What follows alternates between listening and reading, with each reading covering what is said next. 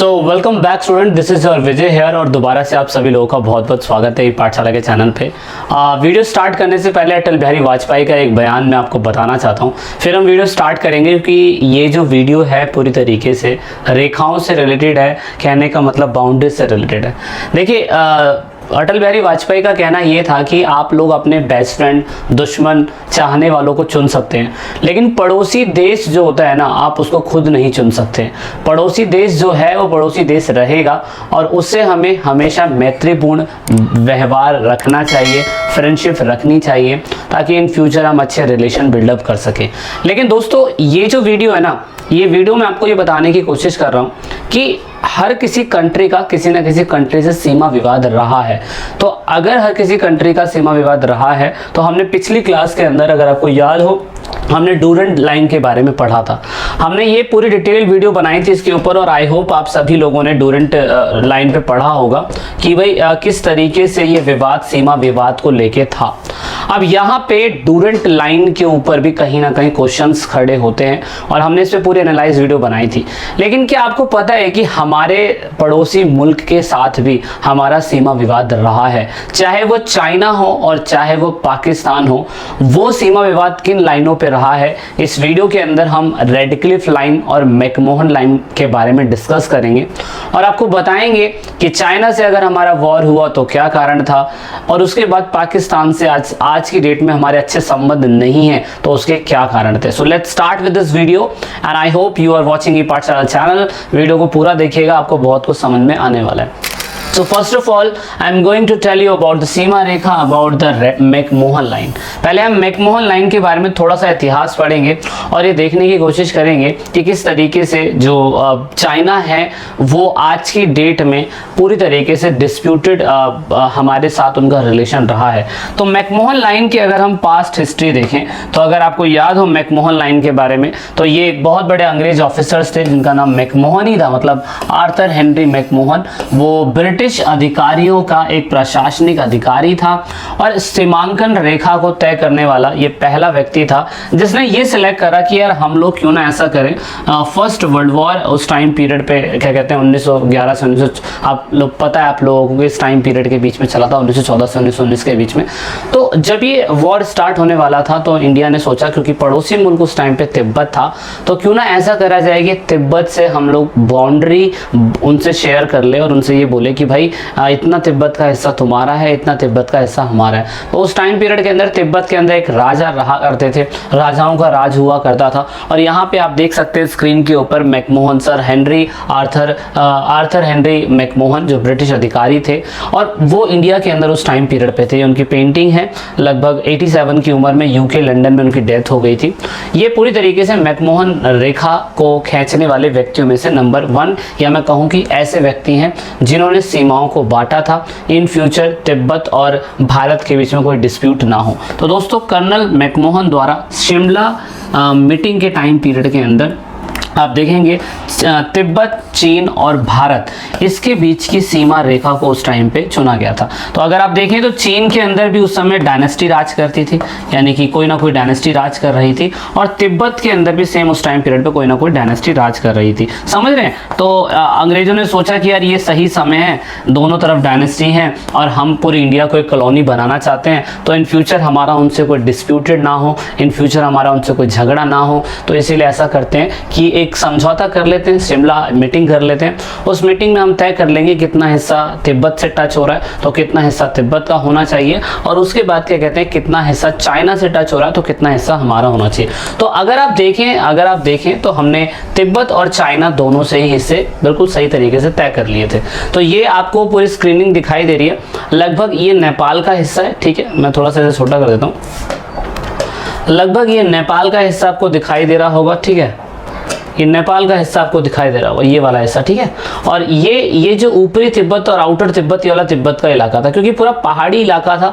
So that is Y हम लोगों ने अपनी बाउंड्री तिब्बत से बोल दी कि इतनी इतनी बाउंड्री तिब्बत की है, और क्योंकि यहाँ से चाइना का बॉर्डर टच होता था तो इसलिए हमने यहाँ से भी लाइन खींच दी और अरुणाचल प्रदेश भी हमने लाइन खींच दी। तो इस तरीके से अरुणाचल प्रदेश जो पूरी तरीके से टच हो रहा है आपके क्या कहते हैं पाकिस्तान से, तो हमने इसकी बाउंड्री भी खींच दी थी। तो इस टाइम पीरियड पे मैकमोहन लाइन 1964 1914 के अंदर खींचने की शुरुआत हो गई थी। अब क्योंकि इलाका ना अगर आप देखें थोड़ा बहुत पहाड़ी वाला इलाका है, तो यहाँ यह अगर आप देखें पूरी तरीके से यह इलाका पूरी तरीके से यह हिमालय के शिखरों के साथ भूटान के पूर्वी सेना से शुरू होता है, मतलब यहाँ पूर्वी सीमा से शुरू होता है, भूटान की पूर्वी सीमा से शुरू होता है और यहाँ पे हिमालय की, मतलब यहाँ से लेके यहाँ तक ये पूरा शुरू होता है, यहाँ तक ये शुरू होता है और ब्रह्मपुत्र नदी तक पहुँच जाता है। मतलब ब्रह्मपुत्र नदी फिर आपको पता है कि वो तिब्बती हिस्से में और चाइना के हिस्सों में बहती है, तो वहाँ के इलाकों में मतलब पहुँच जाता है। इस तरीके से आर्थर हेनरी मैकमोहन ने कहा कि हम तिब्बत से और पूरे चाइना से ये तय कर लेंगे कि भाई इतनी इतनी लाइन आपके बीच में और हमारे बीच में, और इतना एरिया तुम्हारा, इतना एरिया हमारा है। तो इसे तिब्बती अधिकारी और ब्रिटिश द्वारा स्वीकार करा गया था।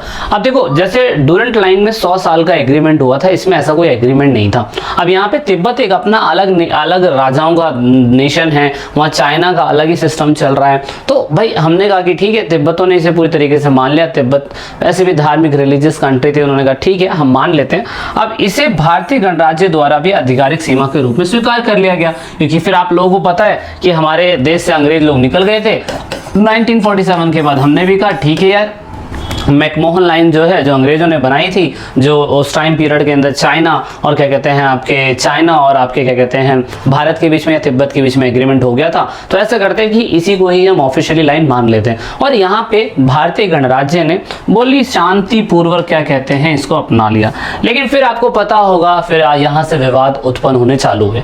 1947 में हमारा देश आज़ाद होता है और 1949 के अंदर फिर चाइना आज़ाद होता है। फिर आपको अच्छे तरीके से पता होगा 1949 के बाद फिर चाइना हमारे इंडिया के अंदर आता है और हम अपनी फॉरेन पॉलिसी के तहत नेहरू जी कहते हैं हिंदी चीनी भाई भाई आपस में हैं सब भाई भाई। तो हमें क्या पता था कि हिंदी चीनी भाई भाई हैं और फिर वहाँ पे चाइना के लोग तिब्बती हिस्से को कब्जा लेंगे और तिब्बत के दलाई लामा महान गुरु जो हैं वो हमारे भारत हिमाचल प्रदेश जैसे हिस्सों में आके बस जाएंगे। और फिर यहाँ पे होती है सबसे बड़ी दिक्कत, क्योंकि हम लोगों ने चाइना से पंचशील एग्रीमेंट 1955 में कर लिया था।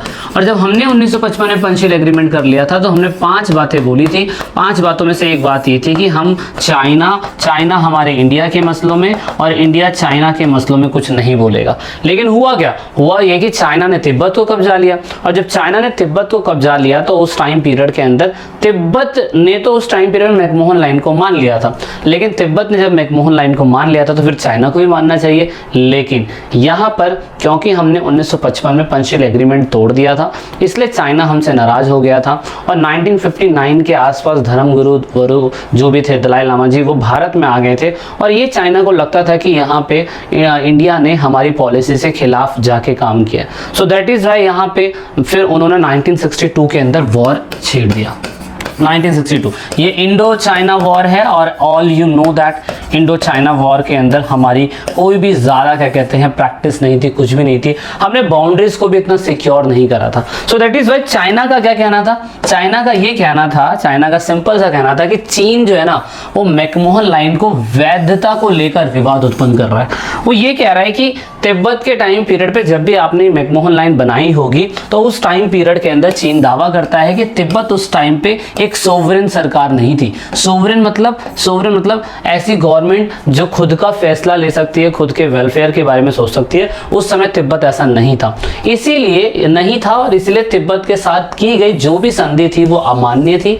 यानी कि 1914 में आर्थर हेनरी मैकमोहन ने जो मैकमोहन लाइन तिब्बती इलाके से खींची थी वो अमान्य है। वो टाइम पीरियड के अंदर कोई तिब्बत में सरकार नहीं थी और जब चाइना ने तिब्बत को कैप्चर कर लिया तो यहाँ पे चाइना की सरकार बन जाती है और फिर चाइना जो है पूरी तरीके से उसको मानने को तैयार नहीं था। So that is why China ने अक्साई चीन, हमारे भारत का अक्साई चीन और उसके बाद अक्साई चीन इतना बड़ा इलाका था, 72,000 वर्ग स्क्वायर किलोमीटर, 72,000 वर्ग स्क्वायर किलोमीटर का इलाका, इतना बड़ा इलाका अक्साई चीन का छीन लिया गया हमसे 1962 के वॉर के टाइम पीरियड में। और फिर उसके बाद क्योंकि उन्होंने कहा कि भाई ये तो मान्य नहीं है, तो इसलिए उन्होंने कहा कि पूर्वी क्षेत्र वास्तविक नियंत्रण रेखा यानी कि लाइन ऑफ एक्चुअल कंट्रोल पूरी तरीके से जो 1914 में ली गई थी मैकमोहन के साथ, अब वो क्या कहते हैं इंपॉर्टेंट नहीं है क्योंकि हम उसको मान्यता नहीं देते हैं। तो इस हिसाब से उन्होंने लाइन ऑफ एक्चुअल कंट्रोल अपनी खुद की बना दी। और इसी वजह से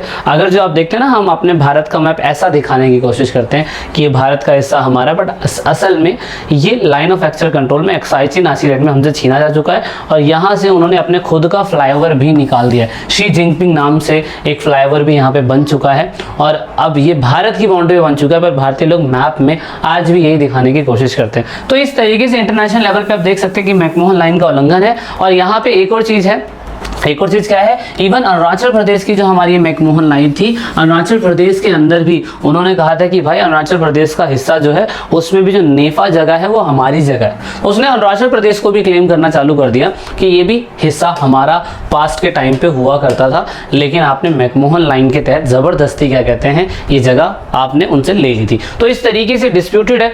और मोदी जी कहते हैं कि 56 इंच का अगर सेना है तो लाइन ऑफ एक्चुअल कंट्रोल को आगे क्यों नहीं बढ़ा रहे, क्यों यहाँ पे बार बार युद्ध होते रहते हैं। हमें थोड़ा समझना होगा, अगर हम इतने ही महान कंट्रियां हैं तो हम चाइना से अपना हिस्सा क्यों नहीं ले पा रहे। जो अंग्रेजों के टाइम पीरियड पे जब मैकमोहन लाइन खिंच गई थी तो फिर चाइना उसको मान क्यों नहीं रहा, है ना, चाइना उसको क्यों नहीं मान रहा। तो ये विवाद पूरी तरीके से किसका है, ये विवाद पूरी तरीके से मैकमोहन लाइन का है। ये उसका इतिहास था और आपको प्रेजेंट सिनेरियो भी मैंने बता दिया है। अब यहाँ पे हमें लगता है कि हम एक्साई चीन के लिए जल्दी सर्जिकल स्ट्राइक चाइना पे कर सकते हैं।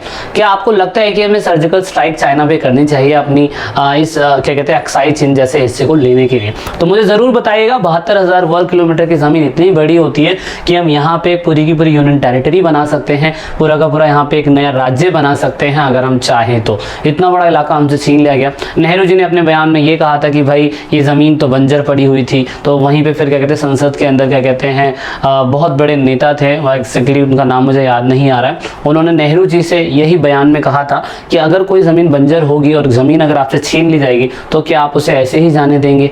तो कहने का मतलब ये था 1962 के अंदर क्या कहते हैं जब एक वॉर हुआ तो ऐसा कहा जाता है कि नेहरू जी की डेथ 1964 में इसी वजह से ही हुई थी कि उनको इस चीज़ का बहुत बड़ा धक्का लगा कि वो क्या कहते हैं चाइना से वॉर नहीं जीत पाए। तो बहुत सारे बड़े बड़े मिनिस्टर्स ने रिज़ाइन दे दिया, इवन नेहरू जी की डेथ हो गई, फिर सिस्टम चलता रहा। Okay, so I hope you getting this point very easily. This is about the McMahon line. और एक है रेड क्लिफ लाइन। अब देखिए रेड क्लिफ लाइन वो तो चाइना के साथ था, हमारा चाइना के साथ था। अब ये रेड क्लिफ लाइन जो है ये है हमारी पाकिस्तान को और यहाँ पे ईस्ट पाकिस्तान को, ईस्ट पाकिस्तान ये है, ईस्ट पाकिस्तान और वेस्ट पाकिस्तान को अलग करने के लिए हमने बनाई थी McMahon line, sorry red Cliff line. McMahon line के बारे में तो मैंने आपको बता दिया। ओके, तो ये भी एक विवाद है, ये भी एक विवाद है। तो लेट सी दैट अब ये क्या है, तो ये ध्यान से देखिएगा, ये भी आपको समझ में आएगा। अब यहाँ पे जब इसे ब्रिटिश भारत को मतलब इसने ब्रिटिश भारत को पाकिस्तान और इन दोनों को विभाजित करने के लिए बनाया था। और यहाँ पे आप देख सकते हैं किनके नाम पे लाइन दी गई थी, ये नाम लिए गए थे सर सिरिल रेडक्लिफ के नाम पे। यहाँ पे मेन था भारत और पाकिस्तान में विभाजन करने के लिए एक लाइन बनाना जिससे पता चल सके कितनी बाउंड्री भारत की है और कितनी बाउंड्री पाकिस्तान की है। तो वो लाइन बनाने के लिए हमने क्या कहते हैं एक सीमा आयोग बनाया था, ठीक है, एक सीमा आयोग बनाया था जिसके अध्यक्ष हमारे रेडक्लिफ थे और इन्होंने ही क्या कहते हैं बाउंड्री बनाई थी। यहाँ पे रेडक्लिफ रेखा पश्चिमी पाकिस्तान यानी कि आपका पाकिस्तान और भारत के मध्य की तरफ उप महाद्वीप में पूर्वी हिस्से यानी कि आपका क्या कहते हैं बांग्लादेश, तो ये हिस्से को अलग करने के लिए बनाया गया था। और रेडक्लिफ लाइन आप देख सकते हैं ये लाइन पूरी तरीके से 1947 के बाद पार्टीशन के बाद बनाई गई थी। अब यहाँ पे सबसे बड़ी दिक्कत ये हुई थी कि पंजाब का कुछ हिस्सा हमें यहाँ के इलाकों में देना पड़ गया था। फिर वो मिल्खा सिंह वाली स्टोरी आपने देखी होगी, कैसे मिल्खा सिंह भाग के फिर यहाँ पे आ जाता है और जब यहाँ पे आ जाता है तो उसको बहुत दिक्कतें होती हैं। ऐसे फिर यहाँ पे बांग्लादेश में बंगाल के अंदर बहुत सारे दंगे फसाद होते हैं क्योंकि एकदम से मुसलमानों का कहना सिंपल सा था टू नेशन थ्योरी के तहत कि भाई जो हिंद है वो हिंदुस्तान, जहाँ पाक है वो पाकिस्तान, जहाँ पे मुसलमानों की मेजोरिटी ज़्यादा होगी वो पूरी तरीके से पाकिस्तान बनाया जाएगा, रेस्ट पार्ट ऑफ हिंदुस्तान बनाते जाएगा। तो इस तरीके से क्या कहते हैं, रेडक्लिफ लाइन जो थी वो खींची गई और यहाँ पे फिर आप देख सकते हैं रेडक्लिफ लाइन आज की डेट में भारत और पाकिस्तान के बीच में अब तो खैर सीमा विवाद नहीं है, लेकिन फिर भी अगर आप देखें तो मैं आपको इसमें दिखाने की कोशिश करता हूँ। ये अगर आप रेडक्लिफ लाइन देखें तो रेडक्लिफ लाइन तो हमने यहाँ से खींच दी थी, है ना। अगर हमने यहाँ से रेडक्लिफ लाइन खींच दी थी तो यहाँ पे कुछ गुजरात के निचले हिस्से हैं, वहाँ पे भी हमारा उनसे कहीं ना कहीं डिस्प्यूट चलता रहता है। तो शेर खीर करके एक जगह है, वहाँ पे रण के खच में थोड़ा दलदली इलाका है, वहाँ पे डिस्प्यूट रहता है। पाकिस्तान कहता है कि नहीं इतना हिस्सा हमारा, इतना हिस्सा हमारा, इतना हिस्सा हमारा, तो ये चलता रहता है। फिर पाकिस्तान ऑक्युपाइड कश्मीर, फिर आपको पता है ये वाला हिस्सा भी इन्होंने कब्जा रखा है पाकिस्तान के हिस्सों में। और उसके बाद ये था LAC line of actual control, उसके बाद ये है LOC, फिर आपने LOC मूवी देखी होगी, line of control. Line of control में कारगिल वॉर यहाँ पे हुआ था, सियाचिन ग्लेशियर से अटैक्स होते रहते हैं पाकिस्तान की तरफ से। मतलब अभी भी इन लोगों ने हमारी बाउंड्रीज जो क्या कहते हैं रेडक्लिफ लाइन है उसको भी इन लोगों ने तोड़ दिया है। अब देखो यहाँ पे ना सबसे बड़ी बात पता है क्या होती है, यहाँ पे सबसे बड़ी बात होती है कि अगर किसी देश की खुद की इंटरनेशनल सिक्योरिटी यानी कि मिलिट्री मजबूत है ना, तो वैसे हथकंडे वो अपना ही नहीं सकता। अब सोचिए यहाँ पे अफगानिस्तान जो है पूरी तरीके से पाकिस्तान को दबा सकता है, बिकॉज अफगानिस्तान के अंदर तालिबानी लोग राज कर रहे हैं और यहाँ पे वो किस तरीके से भी बंदर की तरह पाकिस्तान को नचा सकते हैं। सेम ऐसा ही चाइना इंडिया के कंपैरिजन में, बहुत पावरफुल देश है, जो बिल्कुल डार्क फैक्ट बता रहा हूँ मैं आपको, बिल्कुल। इसलिए हम लोग उनसे एक्साइज नहीं ले सकते because he is the member of UNO। और ये बहुत कड़वा सच है, चाहे हम कुछ भी कह दें, लेकिन ये सच है। तो इस तरीके से अगर हमें पूरी तरीके से ये जो मैप आपको ये दिखाई दे रहा है, मतलब जो हमारा कश्मीर आपको दिखाई दे रहा है, ताज हेवन ऑफ द प्लेस, अगर हमें सही से बनाना है ना, तो सर्जिकल स्ट्राइक से हमें लाइन ऑफ एक्चुअल कंट्रोल को क्रॉस करते हुए जितना ये पाकिस्तान ऑक्युपाइड कश्मीर है, POK जो है, इसको लेना पड़ेगा हमें। और उसके बाद ये एक्साइज चीन जो है, क्योंकि ये दोनों ही एक तो रेडक्लिफ लाइन और उसके बाद मैकमोहन लाइन, दोनों ही लाइनों का उल्लंघन करा गया है। हमने तो कोई ऐसा उल्लंघन आज तक नहीं करा है ना, तो ये गलत है। सो इस तरीके से ये दोनों विवाद आई होप आपको समझ में आए होंगे। तो मैंने डूरेंट, मैकमोहन लाइन और रेडक्लिफ लाइन तीनों के बारे में आपको बता दिया। तो इस सीमा रेखा का विवाद इंटरनेशनल इशू बना हुआ है, आई होप आपको समझ में आ रहा होगा। तो अब जल्दी मिलते हैं वीडियो के अगले पार्ट में। जय हिंद, जय भारत। ये करंट अफेयर आपको कैसा लगा कमेंट करके ज़रूर बताइएगा।